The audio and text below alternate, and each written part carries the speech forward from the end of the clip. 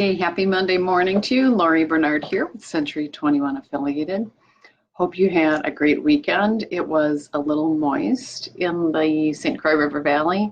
Lots of rain. You know what that means, though? Good things for trees, shrubs, for your lawn as well. So everything's starting to look nice and springy, and so that's a good thing. You know, it's a great time of year to a lot of people start thinking about what they want to do to make the front of their house look a little nicer, help curb appeal, just to bring life into your yard. It can be tempting to go buy a lot of annuals that have color already, get them in the ground, or plant some baskets. Those are great things to do. But if your budget's a little tight and you're hoping for more color, maybe later in the summer, and if you have a little bit of patience, I'm going to recommend to you start thinking about planting some seeds. You know, it can be a great activity to do with little ones, children of your own, grandkids, kids in the neighborhood, which I've done. And it's really a fun activity to show them just what happens when you put a seed in the ground, have a little bit of patience, and you see the seedlings come up and get beautiful flowers later in the season.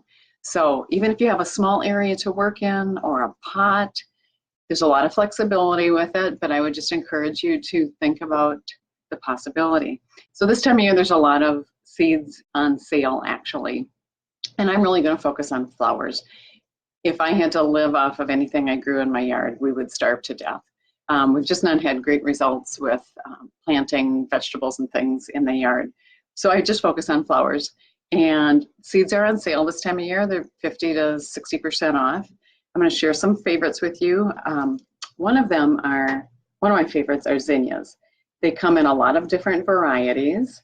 The great thing about zinnias is like these, cut and come again. You cut them, can make beautiful arrangements, and they'll come back later in the summer.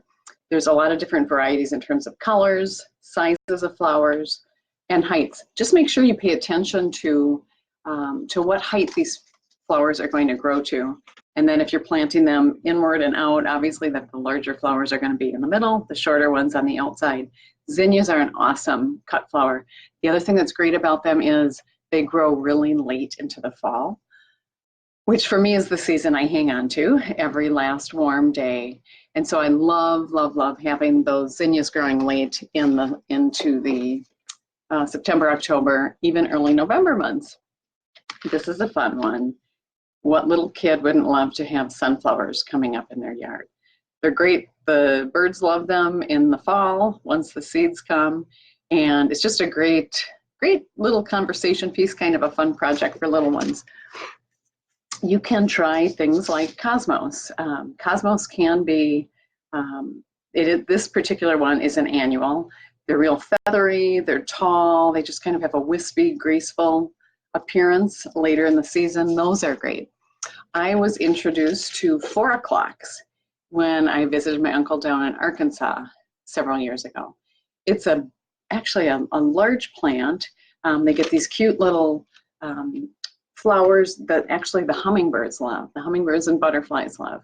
But really they make a rather large plant and just really fun. They're very sturdy. I did have a couple come back year after year, but generally you're looking at an annual with this particular flower. So it's called a 4 o'clock. It says it gets 30 inches high. Very, very fun flower. Hollyhocks, this is one also that they're not going to winter over here, but boy, they are beautiful. And if you can get them growing from seed, they're just an awful lot of fun. They might show some resemblance to you of the carnation family. But it is considered a perennial, but honestly, in this climate, so few things are perennials. So enjoy them for the year. If they come back, good for you, but really fun flower. These get to be 6 feet high. So how fun.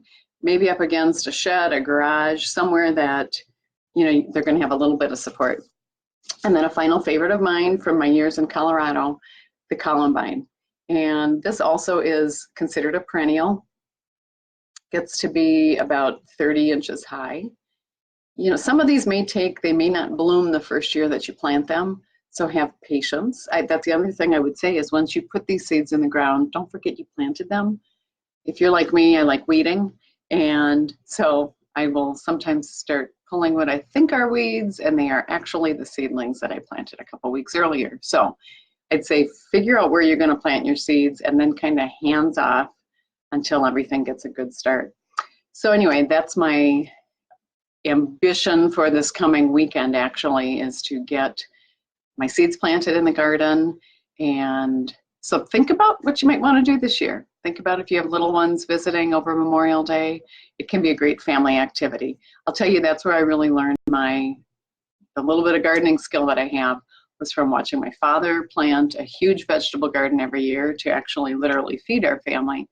And then both my mom and dad over the years, just the flower planting that they've done and seeds as well. It's a fun intergenerational activity and one that you'll enjoy throughout the summer. So have a great day. If you have any questions, give me a shout. Happy gardening.